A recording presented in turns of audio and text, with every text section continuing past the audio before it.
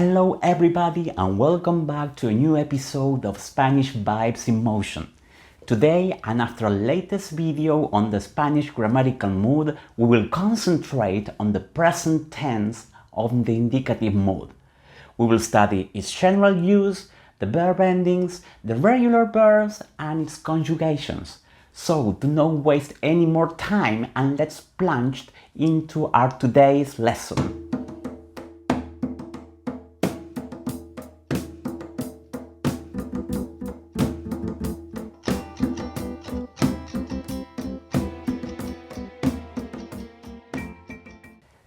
Before studying conjugations, we need to understand that the verbs are grouped into three categories according to their verb endings.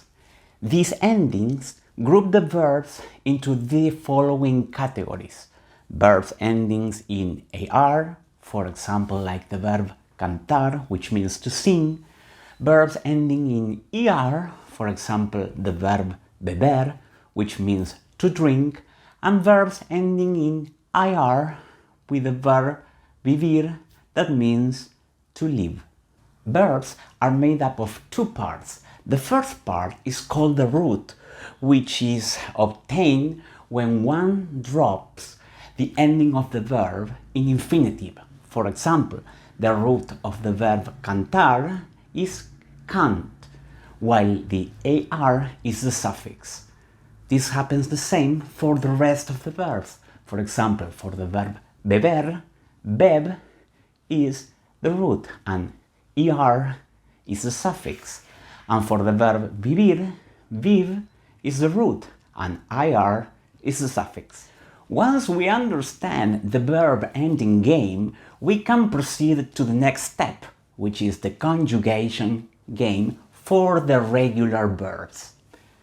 Verbs ending in the AR ending will be conjugated following a specific pattern, the pattern of the verbs ending in AR, which will be different from the verbs ending in ER and IR.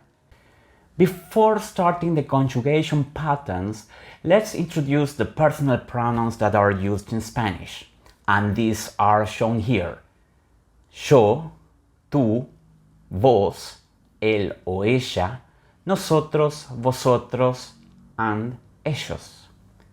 Vos belongs to the second person of the singular and its equivalent of tú. But this form is not used equally across the whole Spanish-speaking world, but only in certain areas just like Argentina, Uruguay, Paraguay, Eastern Bolivia, and some areas of Central America.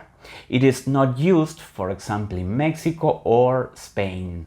So, the conjugation of cantar, for example, we keep the root cant and we modify the suffix for each of the personal pronouns.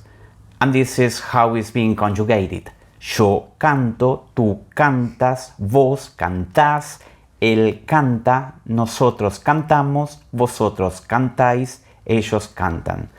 For the verb beber, the root remains the same, beb, and what is being changed are the suffixes, which are modified as follows.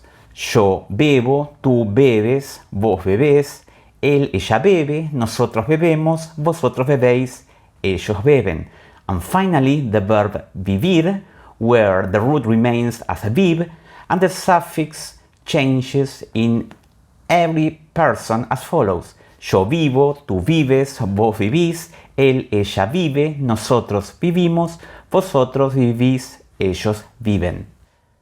In addition to the three regular verbs that we have already seen, we have the following table of regular verbs that are conjugated in the same way as cantar, beber y vivir.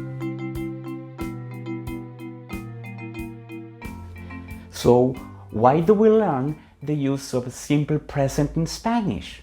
Where do we normally use it?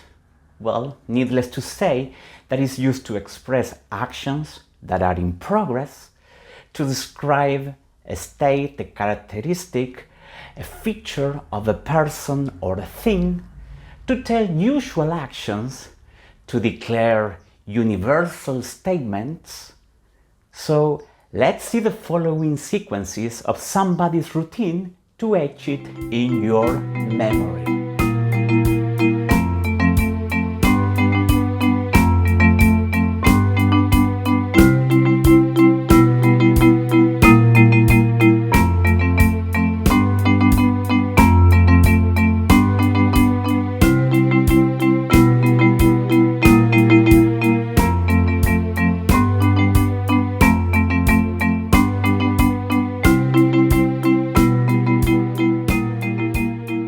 Thanks once again for joining us in our today's episode of Spanish Vibes in Motion. We hope you have liked this video and have learned a little bit more about Cervantes language. We will continue working to provide new episodes of verb tenses, the present tense, its use, and irregular verbs. So, if you don't want to miss any more of the upcoming videos, please subscribe to this channel. Thanks again and have a great day. Adios!